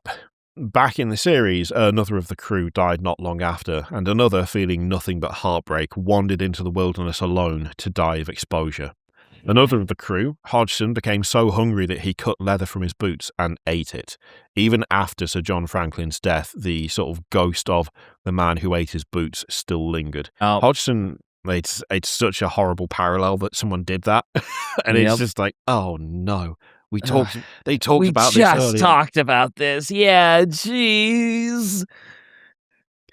Hodgson came across Hickey and his band of mutineers joining them. It was pointed out by Mr. Goodsir that one of them, Gibson, Hickey's former lover, was dying of lead poisoning. Hickey, being nothing if not practical and demonstrably evil, would kill Gibson and instruct Goodsir to cut up the body for consumption.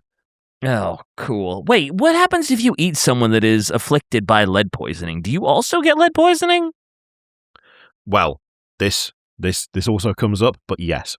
Oh, okay. I was just thinking about that, because when we were talking about cannibalism, like, well, everybody's got lead poisoning, and, if they've got it and you eat them, surely, bum-ba-da-bum, you've got it now, too. Yeah. Unfortunately, you're not shifting that.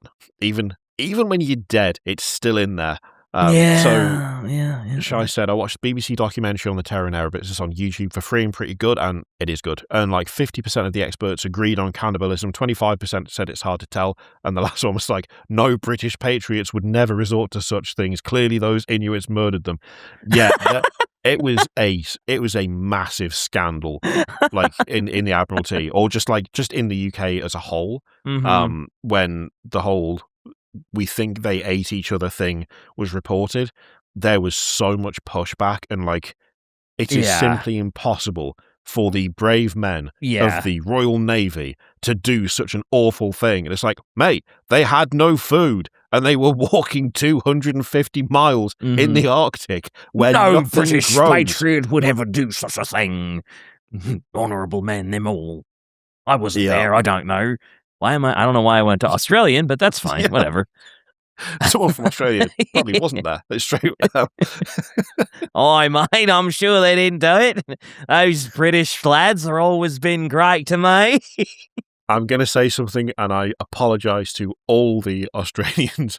Struth, he's Eaton's mate. I'm sorry, I can't. I did. I went from British to Australian to pirate real quick. Oh God! Oh, ye landlubbers, put another shrimp on the barbie. I didn't know I needed an Australian pirate, but I'm all in. Here we go, baby. Put it on a shirt. Oh God! Anyway, I'd watch that show. Please don't put it on a shirt. I beg you. Let my shame die here now, as if it had lead poisoning. God, slowly and painfully. Oh, so before we move on, I will say the scene of Hickey stabbing Gibson in the back is, again, haunting. It's just so well done. The acting in this show, I cannot stress this enough. It is phenomenal throughout. Like, it is all, at the very least, exceptionally good. Like, it is so good. Anyway, one of the ship's boys turned traitor and lured Crozier and a few men out so that Hickey could capture the captain. Before unknowingly going into this ambush, Crozier and Ice Master Blanky would have a conversation about next steps, with Blanky stating that he wouldn't be joining the crew on the rest of the walk. What had remained of his leg had become gangrenous, and he couldn't keep up with the rest of the march. This was devastating news for Crozier. With all the weight of the world on his shoulders, yet another friend was going to die out there on the rock and ice. Blanky asked for rope and forks and limped away from the crew, waiting for the turn-back to hunt him down. While he waited, he'd take out his spyglass and look across the land to see sea ice in the distance. And with that, he discovered that King William Land was in fact King William Island. There was a sailable route to be found. He'd found the Northwest Passage. On his deathbed. Yes. With no one around for him to tell such information as they all walk in a direction where they have no idea. Yes.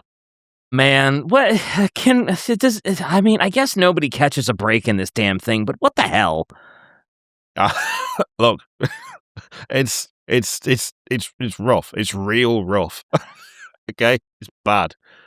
Wait, what is this? Yo, Kirioth and DK, that's fucking weird. Wild news stories that was just posted about an hour ago, our time. No way. On Wednesday, they announced 4 more matches had been made. They said DNA samples had been extracted from skeletal remains and matched with living descendants. 3 of the sailors we have identified are from HMS Erebus, and they all died at Erebus Bay. Dr. Douglas Stenton, an adjunct assistant professor of UW's Department of Anthropology, said in media release, the 4th, the only sailor from the HMS Terror to be definitively identified by DNA analysis, was found 130 kilometers away. No way. This story was just posted an hour ago, for real? God, that's so eerie. I don't like it. I genuinely don't like that. You know, as I look outside my window, there's something that appears to be a polar bear. Oh no.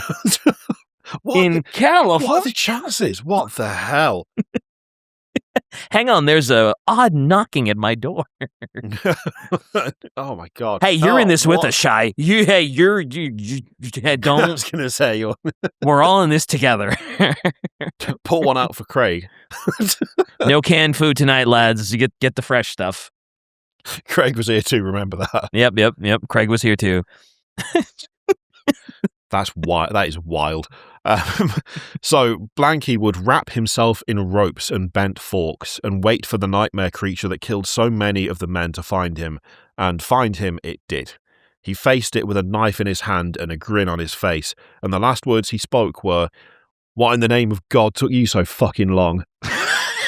What a Chad! What a Chad! Oh my, that is so based. Holy shit! What an absolute mad lad. Love him. Best character, no doubt. So good. God. Absolutely incredible work. Love that. Oh man.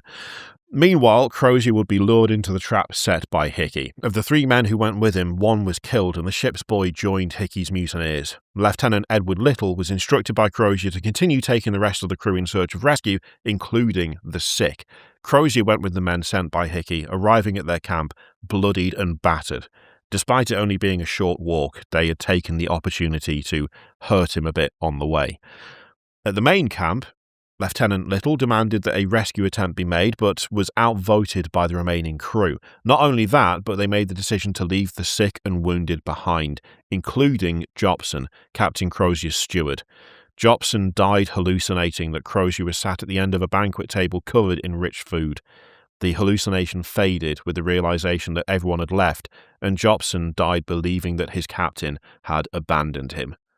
Oh, wow. That's just, oh, man. Okay. Yeah, all right. Sweet. It Love it. flat out sucks. Absolutely awful Yeah, way to go. that is just terrible. Jesus. In Hickey's camp, Harry Goodsir was struggling with the actions he'd had to perform in cutting up the body of a crew member for the others to eat. As an assistant surgeon, he'd taken an oath to preserve life and look after the health of the crew, and his part in what happened, even though he was forced into it, was weighing on him heavily. While he was treating Crozier's wounds, he explained that when the time came, the captain was to avoid eating him if possible, and if Hickey insisted, Crozier should only eat the soles of his feet. Goodsir would poison himself in an attempt to poison Hickey and his band of mutineers. Ah, clever. And then he would cut his wrists, hoping to hide the actual cause of death from his tormentor. Oh, clever and wildly depressing. Yep. Okay. I mean, I feel bad for literally everyone who died in this show, with the exception of one guy. Yeah. But Goodsir really got to me because he was polite and helpful and friendly and was literally just trying to do his best to keep everyone healthy the entire time. And then he ended up being so weighed down by guilt and despair as something that he had no choice over that he ended it himself. And it's just sad. It's just really sad. Even in the context of everything happening is sad, that is somehow just it's just turned the sad up to 11. Oh, it's yeah, 10, it's just ticked over one. Oh yeah, it's awful. But he was a good sir. He was. He absolutely was. But Hickey yikes. summoned Hickey summoned Crozier for supper, where the captain would see Goodsir's body for the first time, flesh already cut. Hickey commented that Goodsir always wanted to be helpful, and that he could have wandered into the wastes and died there, but instead had made an offering of himself. The mutineers ate Goodsir, and under their watchful eyes Crozier was forced to eat too, opting for the toughest part of the body, the sole of the foot. Now, I know we've already alluded to this, but the cannibal aspect of this story is not necessarily fictional. There's, some debate on whether it happened. At this point, British soldiers would never. At this point, it's kind of most of the research is like, they did. Yeah. The real expedition seemed to have resorted to that, with bones found that had signs of cut marks consistent with defleshing. Horrible phrase, but I mean, you know what it means as soon as you hear it. Yeah, that's a degloving. And others had signs of breakage and pot polishing, which happens when the end of bones heated in boiling water rub against the pot they're placed in. So there's, unfortunately, just evidence of it. Yeah. Hickey had been getting increasingly erratic over the course of the last few weeks, and in no small way this was down to the presence of the tunback, something that he felt needed to be dealt with. Following the consumption of Goodsir, Hickey ordered his band to drag their boat sled to the top of a hill, where the explanation for his behaviour was finally unleashed on the men who'd made the very bad mistake of trusting him. You see, the real Cornelius Hickey had told him that the expedition was a year long, that it would end on the other side of the world, and so he'd killed him and dumped the body in Regent's Canal and assumed his identity, all so that he could get to the Sandwich Islands, desert, and start again. Yep, that sounds kind of sort of like what I thought was going to happen when you were like, oh yeah, he presented his things. Like, I remember stamping this, but you don't look. Yeah, that's right round when I thought was, okay, cool, great. It all comes to fruition. Lovely. Fuck you, Hickey. Or man that thinks, man that's cosplaying as Hickey. Yep. Fuck fake Hickey. Oh, Kai is awful. As he laid out this confession of murder and deceit, most of his band sat in stunned silence. All vomited, or held their stomachs, as the poison ingested by Goodsir and then eaten through him began to take effect. Hickey started to sing in order to get the attention of the tonback that had been spotted a few miles away, and succeeded. Before long, it attacked the men, killing several while Hickey stood in the boat and raised a knife to his tongue, slicing it off and then offering it to the beast. The tonback looked at Hickey as though it recognized him, and then it bit him clean in half. Let's go! Hell yeah. Let's go! Hell yeah, brother! I love the fact that Hickey cut off his... I love the fact that he cut off his tongue, and that probably hurt a lot, and he was like, oh, I'm safe. Yep. Love it. Love it, love it, love it, love it, love it. Oh, it choked on his body as Crozier pulled on a chain it had swallowed. The chain had kept Crozier and 3 other men attached to each other and the boat sled. Finally, the tonback succumbed to its injuries and the poison it had eaten and died, leaving only Crozier alive, though with a wound across his chest.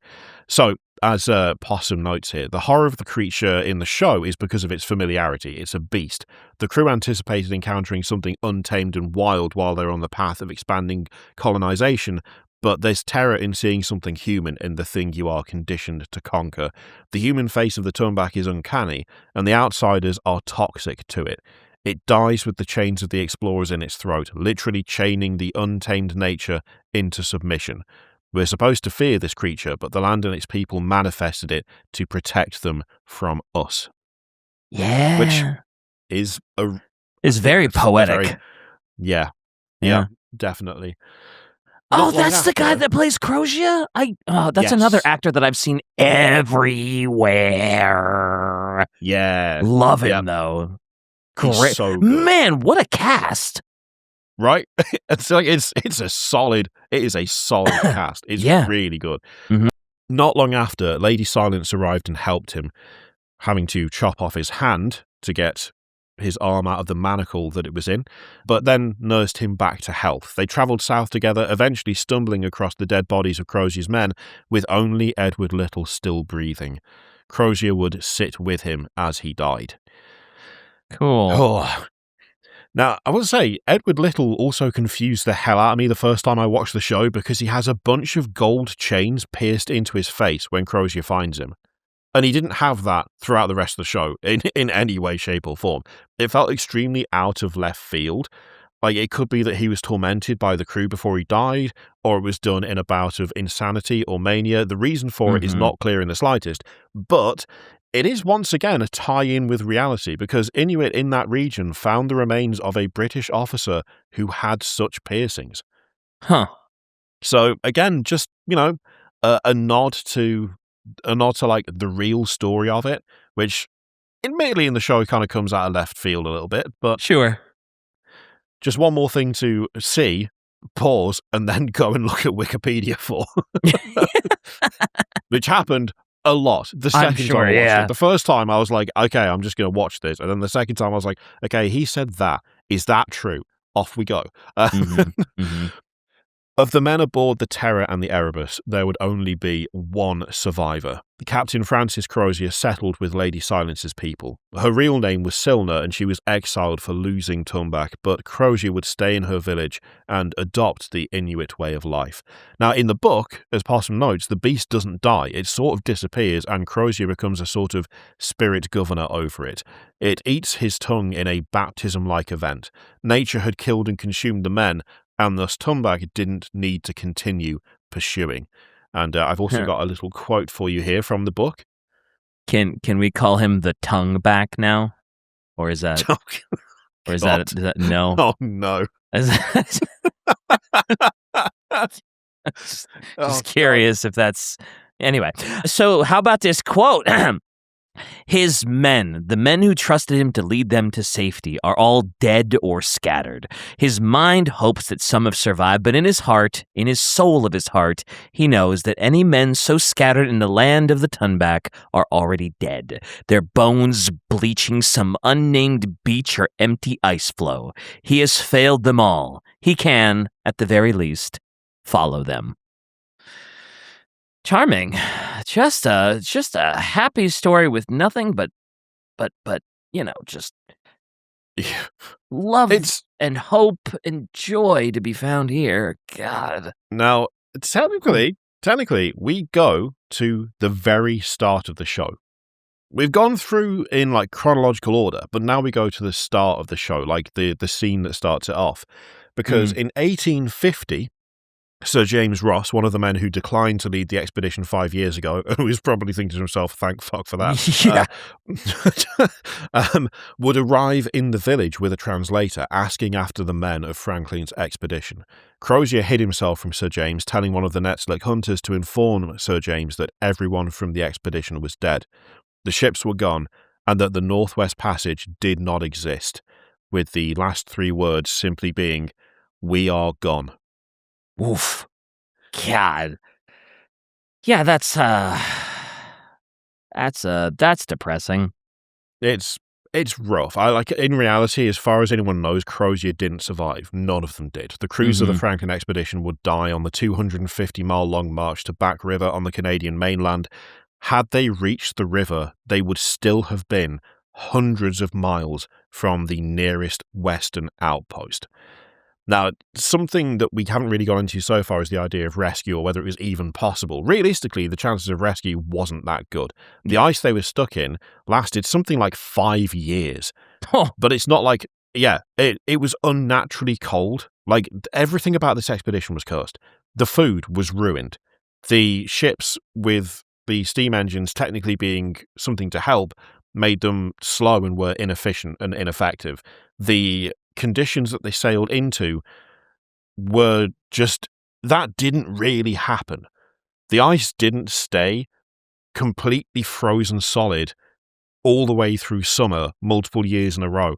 It is just a catalogue of, if one of these things had happened, it would have been rough, but they might have been okay. But everything that could go wrong went wrong. The ice lasted so long over that sort of 4 or 5 year stretch. But, people did try. The Admiralty sent out an overland rescue party to sea expeditions. Of course, in the series / book, the crew was fighting a supernatural bear monster. In reality, they'd had to abandon the ships, and they were fighting scurvy and lead poisoning and zinc deficiency and pneumonia and botulism exposure and exhaustion, which is kind of horrifying enough, in my opinion. Yeah. By 1850, there were 11 British and 2 American ships searching for the Franklin expedition. They would find the remnants of a camp and 3 graves on Beechy Island, where the Terror and Erebus wintered before getting trapped by the ice off King William Island, as it turned out to be. Yeah. Mm-hmm. There is something that is, I didn't know this, and I wanted to share this because I didn't know this until I was looking into this stuff for writing this script. So, another expedition was launched in 1852 under the command of someone called Edward Belcher. He had 5 ships, HMS Assistance, HMS Resolute, HMS North Star, and the steam tenders Pioneer and Intrepid. Before year's end, Assistance and Pioneer were frozen. Eventually the ice thawed, and due to a lot of overland scouting, Belcher thought that Sir John might have gone to a place called Baffin Bay, so he pushed his ships in that direction, promptly got trapped all over again. He and his crews ended up abandoning 4 of the 5 ships in 1854 and returning to England after being rescued, where he was court-martialed but acquitted. It's rough to think about how badly that could have turned out given what we now know of Franklin's lost expedition. But the thing that I found fascinating is that the name Resolute might sound familiar, because it is. HMS Resolute was one of the ships that was frozen and abandoned. It somehow broke free of the ice and drifted until it was picked up by an American whaling ship. America returned it to England, and the UK used some of its timbers to make a desk for the president, which is still in use in the Oval Office. I was going to say that's the Resolute from. Okay, again, this is American brain, but the National Treasure movie. They have to go and they have to solve this puzzle, and one of the things, you have to go to the Resolute desk because there's a contrived puzzle inside the desk. And I was like, oh yeah, that I know about that desk because I watched it in the Disney movie. Yeah, it's one of those things. I knew where the desk had come from, but I didn't know that the reason that it came from that, or the history of it, was the fact that it was looking for the lost expedition, got frozen, and then drifted to be picked up by America. Yeah, it's just kind of wild to think about how that came about.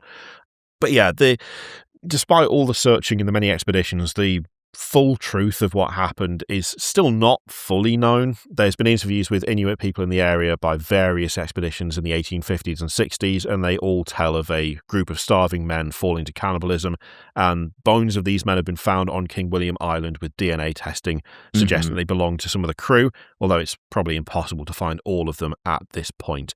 There is a very optimistic thing by one researcher that suggested that 105 survivors mentioned in the Victory Point note may have made it back to one of the ships and sailed along the coast of King William Island until it sank. Great. This optimistic interpretation means that it could be possible that some of the crew survived until 1851. That's still only 3 years longer than the rough dates given by other researchers. Yeah. So, I was gonna still say not that. great. No. I don't even know if that's better, because it's like, oh yeah, after surviving all that, it's like, oh yeah, you sink.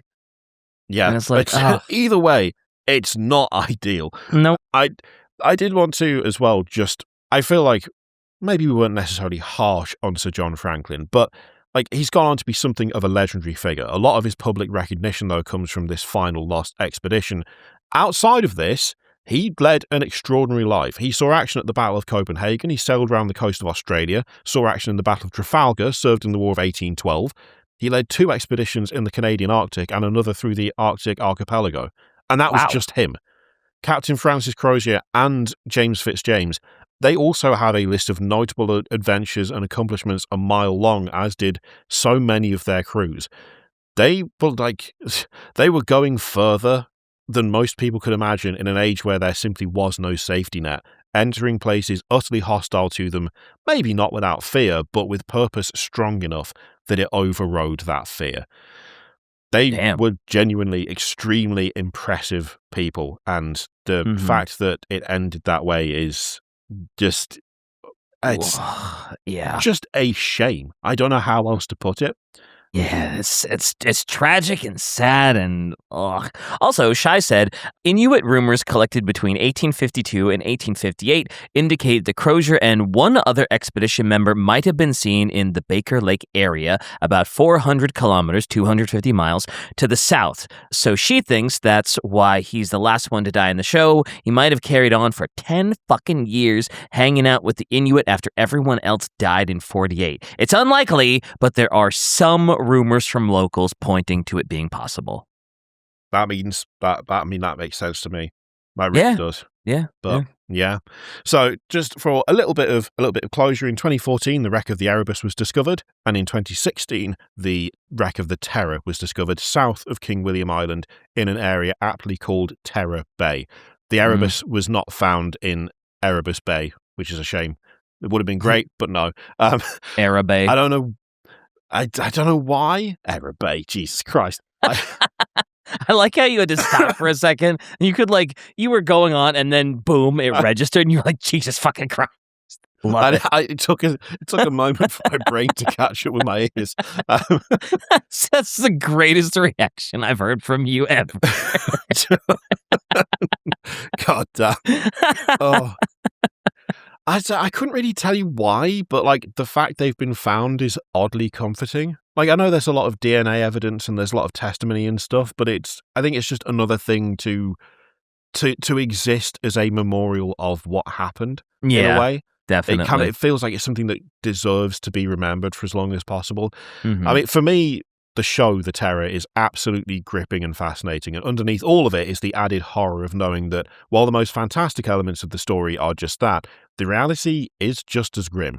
The idea of a bear-like creature hunting you for disrupting the balance of the wild is definitely scary, but the idea of being stuck in ice for 2 years, trapped in this wasteland where nothing grows, the temperature alone can kill you, the sun disappears for weeks at a time, all while having to face the knowledge that the food you're relying on is poisoned or rotten or both, that if the ice doesn't thaw, you'll have to walk hundreds of miles on malnourished legs, and then having to do that anyway because there's no other choice, that induces a different kind of fear.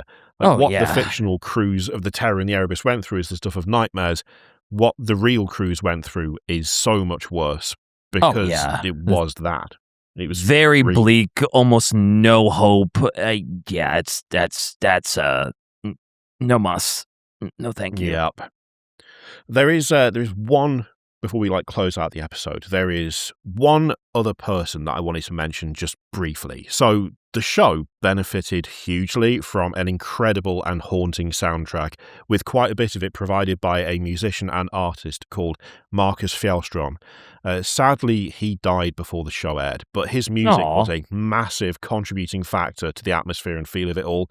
The title music for The Terror was a track called LM118 from his album Library Music 1, and I've used that album for background music while writing since I first found it through The Terror.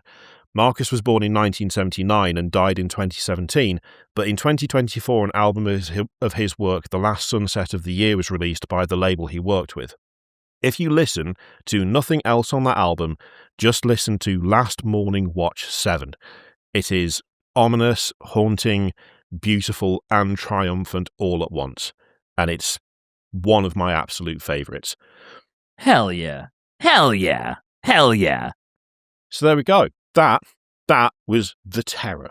Oh boy. That, when I looked at the schedule and saw Terror, I was like, oh man, this is gonna be, I don't know what the hell's gonna Boy, this was not on my bingo card of what I was gonna learn about today. It is sufficiently terror filled, but oof, what a tale! It's a when I say it's a weird one, I don't mean that in a bad way. Yeah, I'm just, historical fiction is not something that I used to be interested in. But the way this was done, I don't know whether it's just because of the root or the base for the story being what it is, makes it so fascinating, and also genuinely emotionally charged. Oh, absolutely. With the basically, it's a no hope scenario that you have to sort of courage your way through on the off chance that maybe there's a glimmer of potential survival. Is emotionally charged. I feel like is good way to describe it. Yeah, it's exceptionally well done. It is really, really done. Really well done. It's because I just started reading what Shai put whilst I was talking, and my brain stumbled. So Shai said, Shai hit us with I just want to tell you that Possum and I are scheming to eventually make an episode about another shipwreck that is far, far more horrifying. A real story that is much scarier than fiction. So stay hyped for that, boys. And God, it should be noted that when Shai wrote far, the second far, all caps. Yeah. I dislike a second. I dislike a second caps far. The emphasis is scaring me, and I don't like it. Not a big fan of that. Nope. Don't love that. So, right. Are you going to make me do an outro? Yeah, I was about to say, hey, Kirioth, take us home, buddy. It's that time, buddy. Okay, all right. You got this. You got this. It's either this or you got to eat from the can. I don't want to eat from the can. It fizzed when I opened it. Okay. And it's gray. Stop it! I'm trying to do an outro. The more you talk, the more time it gives me to think. That's probably still not going to work. Okay, here we go. Right, thank you everyone for listening, watching, or both. If you liked what you heard today, remember to head over to the Patreon at patreon.com/acceptablelosses, where there's a bunch of Patreon exclusive episodes to catch up on. Whether you do that or not, we'll be back real soon with more grim dark horror. Until then, he was DK, I wasn't, she was Shai, and we'll see you next time. See, I can do outros. Fuck you. Eat shit the lot of you. That was flawless. I'm out.